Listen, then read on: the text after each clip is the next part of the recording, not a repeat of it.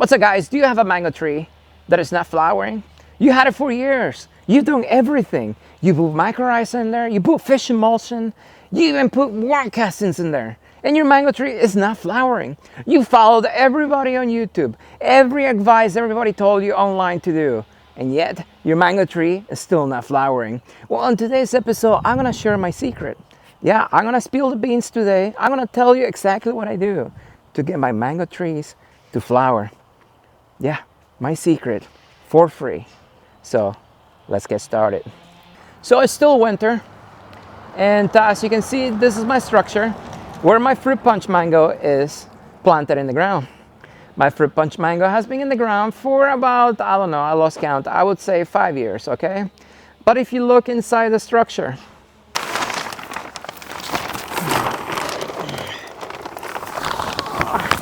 actually, you can see my mango is full of flowers everywhere. Yes, everywhere. Every single branch is full of flowers. And you can see they're starting to open. I'm gonna have hundreds and hundreds of mangoes this year in the desert where mango trees are not supposed to grow. But yet, I'm able to get my mango tree to flower.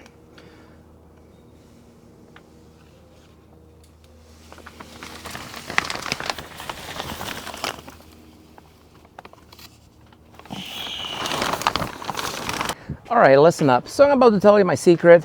I need you to get a piece of paper and pen because I'm gonna tell you my formula. Very specific. You cannot deviate from what I'm about to tell you because if you do, your mango tree is not gonna flower. You ready? So you're gonna need 0.4 ounces of fish emulsion, 0.375 ounces of worm castings. You're gonna need a little squirt of humus, liquid humus. Also, you're gonna need some bat poop. But this bat poop is very specific. It has to be a North American bat poop. It cannot be from South America, it cannot be from Central America, it cannot be from Europe. You're also gonna have to get some mycorrhiza. Now, the amount is gonna have to be, you're gonna have to eyeball this one. Because once your concoction is made, you need to get a pinch, like with your fingertips, just like this. And then you're gonna sprinkle it over. And after you do that, you're gonna have to let it sit outside 7.5 hours, exactly.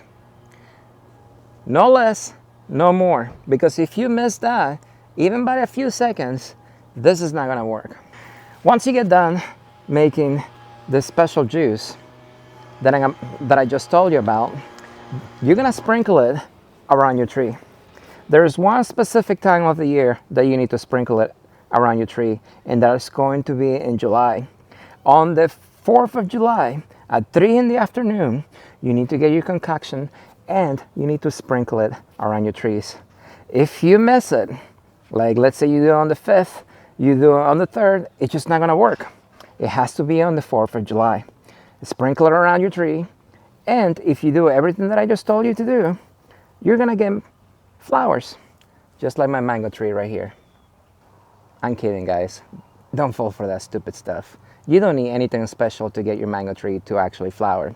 I'm about to tell you exactly what actually works and what doesn't work. So let's get started with the first one. First one is, if you're growing a mango tree in a non-tropical area, well, the main problem you're gonna have is going to be the winter time. As you can see, I built a structure around my tree right here, but the structure is not just a structure to hold the heat in there. I also have heaters in there.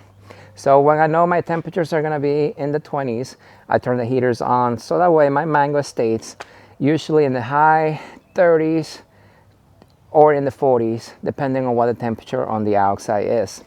The most important thing about a mango tree in order for them to flower is you need consistent temperatures. Mango flowers are actually more cold sensitive than the actual tree itself. So even if the tree didn't take damage during the winter time, your flowers are going to take damage and they're gonna drop. So you're not gonna get any fruits. Second, your tree needs to be in the ground. One thing that I've noticed about trees in the ground and trees in the containers is a container grown mango, usually they're not consistent. It's because they don't have a fully developed root system.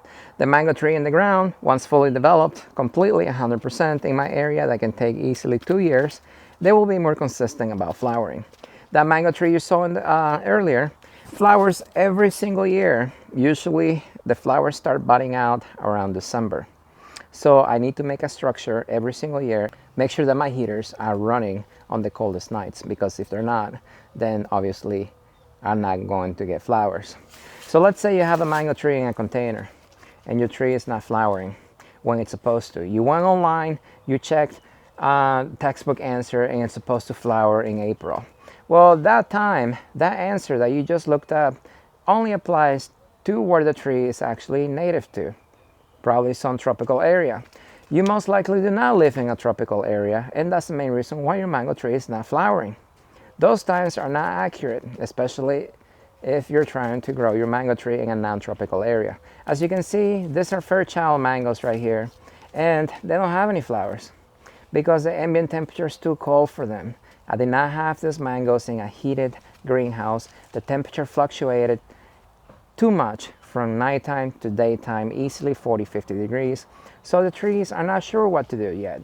As soon as my night temperatures warm up, I guarantee you these mangoes here are going to flower. Whatever I'm telling you right now is not a theory, it is facts. And let me show you. This right here is another mango tree that I have. This is a Hatcher mango. Now, Hatcher mango does not have a heater inside the structure because I didn't need it. Actually, I got lazy, I didn't put one in there. But my Hatcher mango doesn't have any flowers in there. As you can see, no flowers anywhere to be seen yet. And the reason why is because, well, the temperatures were not consistent enough in this structure to allow the tree to actually flower. So as soon as my night temperatures warm up, I would say 60 degrees consistently, this Hatcher mango right here will start to flower. The same thing applies to my Kathy mango.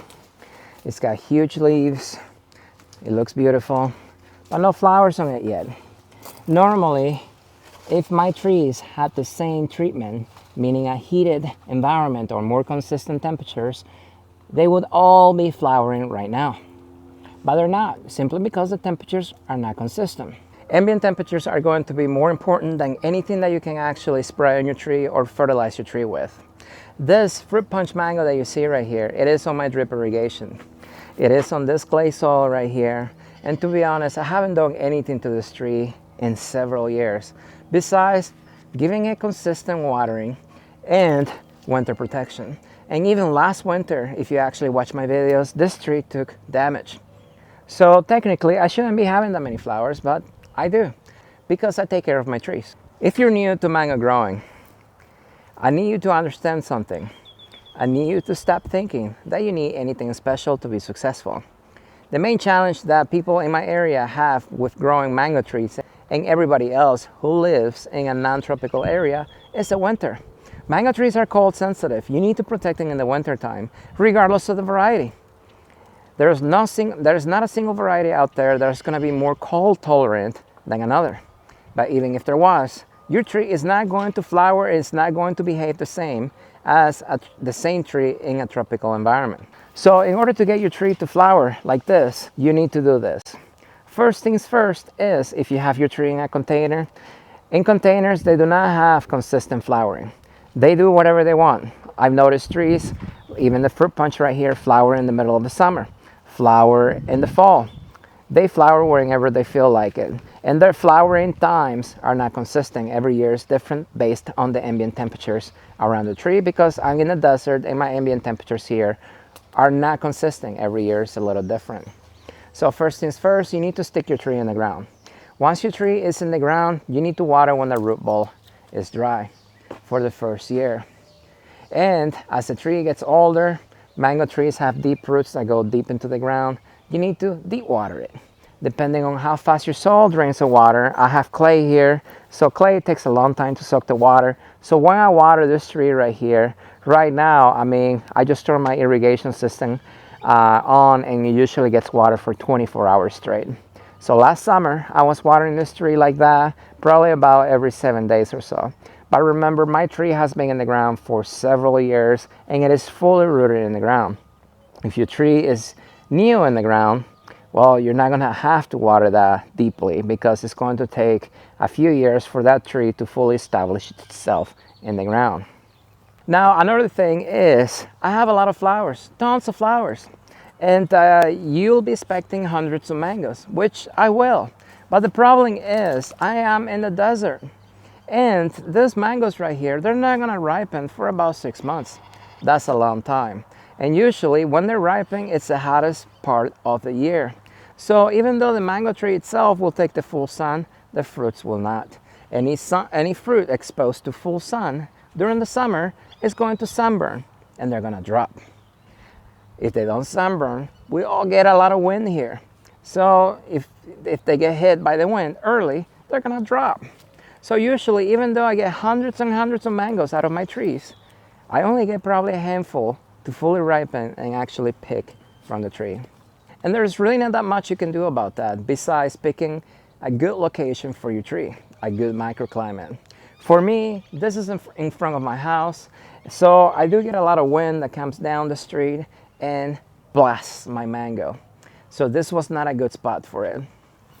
A better spot would have been right over there, because then the pine trees would have protected the mango tree from the wind, the sun, and I probably will have a lot more fruits if my mango tree was just about 25 feet farther back. But that's it. No secrets right here, guys. The only thing that I do different is than everybody else is just tell you the truth. The only difference between my tree and your tree is just time. My tree has been in the ground a lot longer than yours, and that's most likely why yours is not flowering.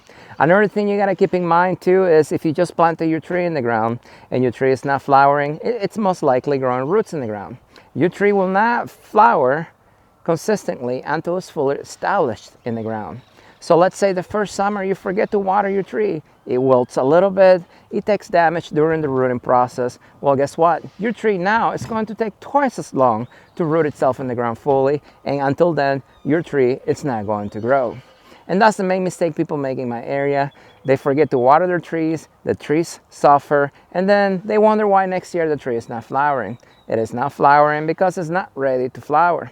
So my recommendation for you is make sure you water your trees when dry, and make sure to have some patience, because growing trees, especially fruit trees, in areas where they're not supposed to grow, it takes time. So as always, guys, if you have any questions, comment below. If you haven't subscribed, what are you waiting for? And I will see you next time.